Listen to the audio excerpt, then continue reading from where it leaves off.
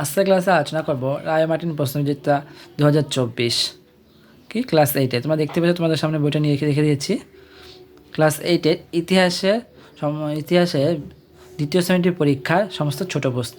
এর আগে ক্লাসে আমরা 1 থেকে 8 পর্যন্ত স্কুলে আলোচনা হয়ে গেছে।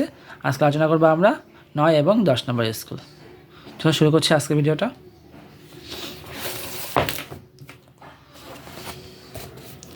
9 নম্বর স্কুলে প্রথমে রয়েছে সঠিক উত্তর বেছে নিয়ে লেখো। ওপরে রয়েছে ঔপনিবেশিক ভারতের প্রথম পাটকল চালু হয়েছিল রিষ্যায়।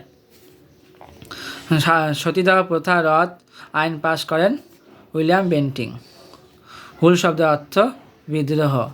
4 নম্বর বয়কট আন্দোলনের প্রথম আহ্বান জানান কে? কৃষ্ণ কুমার মিত্র। 5 নম্বর নরমপন্থীদের দাবি ছিল সিভিল সার্ভিস পরীক্ষায় বয়স হতে হবে 23 বছর।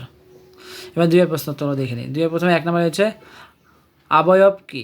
অবয়ব হলো চিরস্থায়ী বন্দোবস্ত দ্বারা কৃষকদের কাছ থেকে নেওয়া বেআইনি করকে বলা হয় অবয়ব। আবার বলেছি, চিরস্থায়ী বন্দোবস্ত দ্বারা কৃষকদের কাছ থেকে নেওয়া বেআইনি কর হলো অবয়ব। 2 নম্বর সুদি আন্দোলনের প্রবর্তক কে ছিলেন? দয়ানন্দ সরস্বতী। 3 নম্বর মুন্ডা উলগুলান এর নেতৃত্ব কে ছিলেন? বিরসা মুন্ডা। তারপর এখানে 6 নম্বর কে দেশীয় মুদ্রণ আইন জারি করেন? Lord Milton. তারপর 5 নম্বর কার নেতৃত্বে ঢাকায় অনুশীলন সমিতি প্রতিষ্ঠিত হয়েছিল? পুলিন বিহারী দাস। এবার দেখে নিব 10 নম্বর স্কুল। বাংলায় ইজারাদারি ব্যবস্থা চালু করেন ওয়ারেন হেস্টিং। অসমের চা বাগানের শ্রমিকদের অধিকার নিয়ে যে পত্রিকা লেখালেখি প্রকাশিত তার নাম হলো সঞ্জীবিনী। 4 নম্বর জাতীয় কংগ্রেসের প্রথম সভাপতি ছিলেন উমেশচন্দ্র বন্দ্যোপাধ্যায়। 5 নম্বর মহারাষ্ট্রের শিবাজি উৎসব চালু করেন বাল গঙ্গাধর তিলক। তারপর 2 প্রশ্ন উত্তর দেখি। 2 1 নম্বর রয়েছে সুরাট বিচ্ছেদ নিয়ে রবীন্দ্রনাথ ঠাকুর কোন প্রবন্ধ রচনা করেছিলেন? যজ্ঞভঙ্গ। 2 নম্বর কবে বঙ্গভঙ্গ রদ করা হয়? 1911 খ্রিস্টাব্দে। 3 নম্বর ভারতের প্রথম ভাইসরয়ের নাম হলো লর্ড ক্যানিং। তারপর বলছে দিকু কাকে বলা হয়? দিকু বলা হয় সাঁওতালরা তাদের এলাকার বহিরাগত মহাজন ও জমিদারদের দিকু বলতো।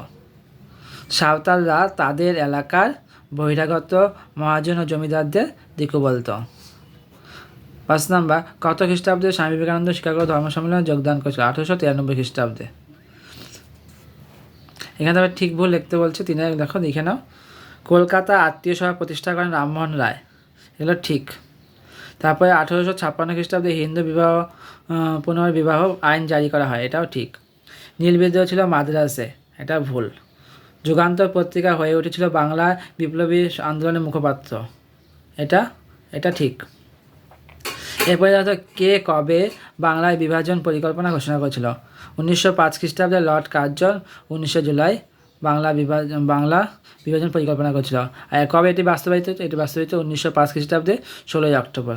তাহলে আজকের ভিডিওটা এই পর্যন্তই। ভালো থাকবে সবাই এবং লাইক, কমেন্ট এবং শেয়ার করতে ভুলবে না।